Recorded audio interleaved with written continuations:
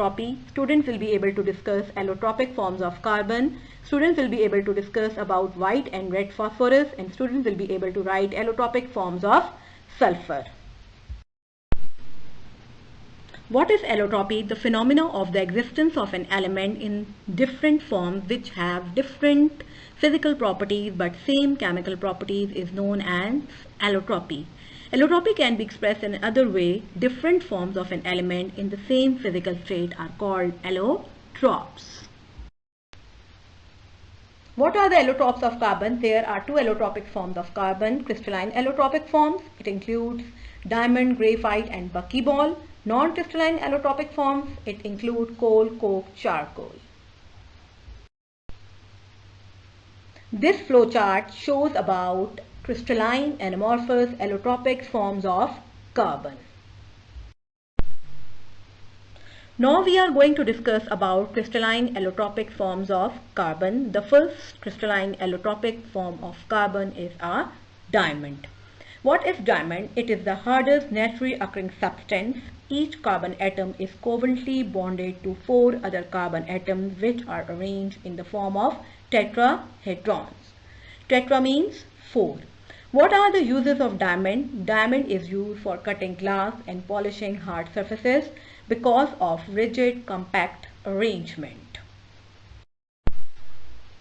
This is the tetrahedron structure of diamond, which shows covalent bond between carbon atoms. Dear students, you may follow following steps to draw the structure of diamond. Another allotropic form of carbon is a graphite. In graphite, carbon atoms are arranged in layers of hexagonal array.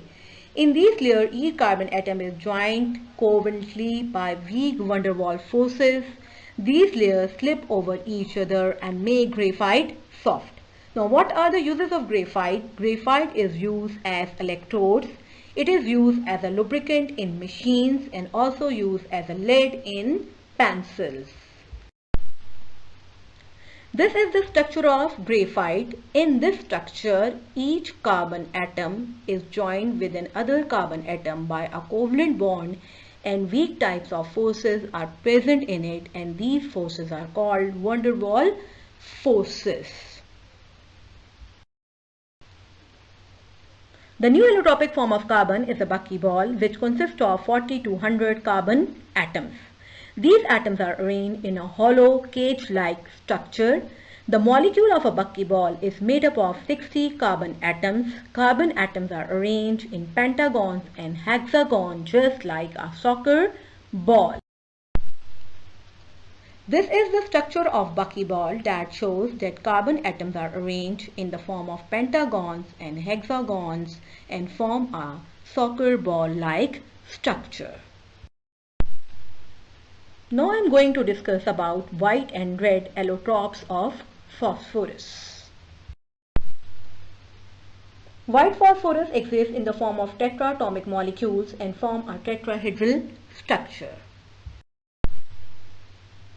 But in red phosphorus, tetraatomic molecules are bonded to one another in long chains.